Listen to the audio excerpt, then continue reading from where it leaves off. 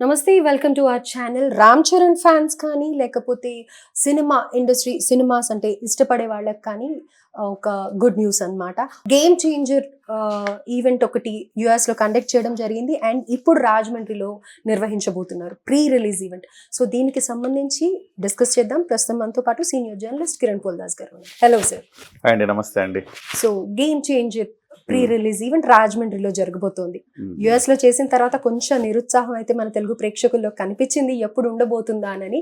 So రాజమండ్రిలో జరుగుతుంది. ఇప్పుడు ప్రతి ఒక్కళ్ళు చాలా హ్యాపీగా అండ్ ఈగర్ గా వెయిట్ చేస్తున్నారు. సో యుఎస్ లో జరిగిన దాంతోనే నిజంగా బజ్ క్రియేట్ అయింది. అక్కడి నుంచి ఆసక్తి పెరిగింది సినిమా మీద. ఎగ్జాక్ట్లీ. వాస్తవానికి అంతకుముందు భారతీయుడు 2 ఎప్పుడైతే ఫ్లాప్ అయిందో అక్కడి నుంచి కొంచెం శంకర్ గారు ఇక్కడ ఇద్దరు ప్లస్ కనపడతా ఉన్నారు. రామ్ చరణ్, దిల్ రాజు మామూలుగా సగం అసలు అతనే సగం డైరెక్టర్ అన్నట్టు మనం అనుకోవాలి. అతను ఒక సినిమాని టేకప్ చేశాడంటే ఆ సినిమా డెఫినెట్గా హిట్ అయ్యే ఫార్ములానే ఉంటుంది. ఆ సినిమాలో అంత గొప్ప పేరుంది. ఆయన కరెక్ట్గా జడ్జి చేస్తాడు ఆయన సినిమాలు తీసేటప్పుడని. సో దిల్ రాజు అనేది ఒక ప్లస్, రామ్ చరణ్ అనేది ఒక ప్లస్. రామ్ చరణ్ ఆయన యాక్షన్ కానివ్వండి, ఆయన బిహేవియర్ కానివ్వండి, ఆయనకి ఇవాళ గ్లోబల్ లెవెల్ వచ్చిన ఒక పేరు ప్రఖ్యాతులు కానివ్వండి, అవన్నీ కూడా సినిమాని అసలుకి ముందుగా యాంకర్ లాగా అలా పట్టుకెళ్ళిపోతాయి. సో ఈ 2 ప్లస్లు ఉన్నాయి. ఎక్కడో శంకర్ గారి మీద ఎక్కడో కొంచెం అనుమానం ఉండింది. సో ఆ అనుమానాన్ని పటాపంచలు చేస్తూ ఆ టీజర్ దగ్గర నుంచి US ఈవెంట్ దగ్గర నుంచి కొంత మారుతూ వచ్చింది. అయితే US ఈవెంట్ తర్వాత అంచనాలు పెరుగుతూ వచ్చినాయి. ఇంకా ఎక్కడో మనకు తక్కువ ఉంది, ఇంకా ముందుకెళ్ళలేదు సినిమా అనుకుంటున్న టైంలో 4వ తారీఖు ప్రీ రిలీజ్ ఈవెంట్ రాజమండ్రిలో చేయబోతున్నారు. దానికి విపరీతమైన హైప్ వచ్చింది రాష్ట్రాల్లో. తెలుగు 2 రాష్ట్రాల్లో ఏం జరగబోతోంది ప్రీ రిలీజ్ ఈవెంట్లో. ఎందుకంత హైప్ అంటే ఉప ముఖ్యమంత్రి పవన్ కళ్యాణ్ గారు రాబోతున్నారు. ఆయన గెలిచిన తర్వాత ఇప్పటి వరకు వచ్చి ఆయన ఎక్కడికి ఏ ఫంక్షన్కి రాలేదు, సినిమా ఫంక్షన్లకి. తొలిసారి పవన్ కళ్యాణ్ గారు ఒక సినిమా ఫంక్షన్కి అటెండ్ అవుతున్నారు. అది బజ్ క్రియేట్ అయింది. ఒకవైపు మెగా మ్యానియా, మరోవైపు పవర్, రెండూ కలిసిన ఇవాళ. రెండు కలవడంతో పాటుగా పొలిటికల్ ఫ్యాన్ ఫాలోయింగ్ కూడా పెరిగింది పవన్ కళ్యాణ్ గారికి. మొత్తంగా ఈవెంట్ అయితే నెక్స్ట్ లెవెల్లో ఉండబోతోంది అంటున్నారు. శంకర్ గారు, మన దిల్ రాజు గారు కూడా అదే చెప్పారు, మీరు ఊహించని లెవెల్లో ఉండబోతోంది ఈవెంట్ అనేసి. సో అందులో ఇవాళ ఏర్పాట్లన్నీ జరుగుతూ ఉన్నాయి. అక్కడ మనకు వస్తున్న సమాచారాన్ని బట్టి అసలు రామ్ చరణ్ గారి ఎంట్రీనే నెక్స్ట్ లెవెల్ ఉంటుందంట. 1,00,000 మంది రాబోతున్నారు ఈవెంట్కి. వాళ్ళ అంచనా 1,00,000 మంది. ఈ 1,00,000 మంది కోసం 40 ఎకరాల వ్యవసాయ భూమిని తీసుకున్నారు. వేమగిరి అని ఆ హైవే దగ్గరే ఉంటుంది రాజమండ్రికి. అంటే రాకపోకలకి చాలా ఈజీగా ఉండే ప్రదేశం ఎంచుకున్నారు. ఒక 40 ఎకరాల ల్యాండ్ తీసుకోవడం జరిగింది. అందులో భారీ ఎత్తున పెద్ద LED వాల్ ఒకటి కన్స్ట్రక్ట్ చేస్తూ ఉన్నారు.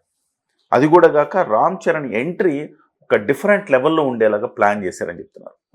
సో ఈ ప్రచార కార్యక్రమాలు చేయడంలో దిల్ రాజు గారు కొంత వెనకబడ్డ మాట వాస్తవం. ఎందుకంటే ఈ హడావిడి రకరకాల సినిమాకి సంబంధించి ఇంకా పనులు అవ్వలేదని అదని కొంత వెనకబడ్డ మాట వాస్తవం. వాస్తవానికి ఇంకా కొంచెం ముందుగానే దీన్ని స్టార్ట్ చేసి ఉండాలా. కానీ ఒక్కసారి ఆయన దిల్ రాజు గారు అనుకుంటే ఆయన ప్రచార సరళి ఇంకొక లెవెల్లో ఉంటుంది. ఆ లెవెల్ ఏంటనేది ఇప్పుడు చూపిస్తున్నారు. మొన్నటికి మొన్న 256 అడుగుల కట్అవుట్ ఏర్పాటు చేశారు విజయవాడలో. అక్కడికి ఈయన దిల్ రాజు గారు వెళ్ళారు, తమన్ గారు వెళ్ళారు. సో దాన్ని లాంచ్ చేసి వచ్చారు. సో అదే ఒక రికార్డు. ఇవాళ అంత పెద్ద కట్అవుట్ ఏ హీరోకి ఇప్పటి వరకు సినిమా ఇండస్ట్రీలో పెట్టలేదు. అదొక కట్అవుట్. హెలికాప్టర్ మీద నుంచి పూల వర్షం కురిపించారు. అదొక రికార్డ్ ఈవెంట్ అని చెప్పాలి. మళ్ళీ రేపు జరగబోయేది కూడా ఒక రికార్డ్ ఈవెంటే అని చెప్తున్నారు. అందులో రామ్ చరణ్ గారి ఎంట్రీ చాలా ప్రత్యేకంగా ఉంటుంది. బాహుబలి లెవెల్లో, బాహుబలికి ఎట్లయితే రాజమౌళి ప్లాన్ చేశారో ఆ లెవెల్లో ప్లాన్ చేస్తున్నారని చెప్పారు.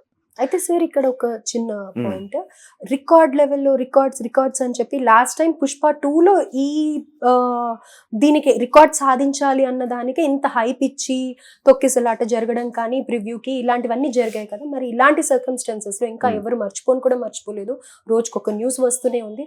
మరి మళ్ళీ ఇంత జనాల్ని గ్యాదర్ చేయడం కానీ ఇది రైట్ వే అంటారు? ఇప్పుడు మీకు అసలు మనము ఆ గ్యాదరింగ్ని ఆపలేం. ఎందుకంటే ఒక సభ జరగాలన్నా, ఒక కార్యక్రమం, ఏ కార్యక్రమం జరగాలన్నా గ్యాదరింగ్ ఉండాల్సిందే కదా. గ్యాదరింగ్ని ఆపలేం. సో పుష్ప 2లో ఆ రకంగా జరిగింది కదా అని చెప్పేసి గ్యాదరింగ్ని ఆపుతారా అంటే ఎక్కడ ఆపలేం. దానికి తగ్గట్టుగా ప్రికాషన్స్ జాగ్రత్తలు తీసుకోవాల్సిన అవసరం అయితే ఉంటుంది. సో మీరు అన్నట్టుగా మెజర్స్ అయితే తీసుకుంటున్నారు అన్నమాట. ఇక్కడ 3 అంచెల భద్రత వస్తుంది దీనికి. Okay. 3 అంచెల భద్రత ఏంటి? సహజంగానే మెగా ఫ్యాన్స్, చాలా క్రమశిక్షణ కలిగిన ఫ్యాన్స్.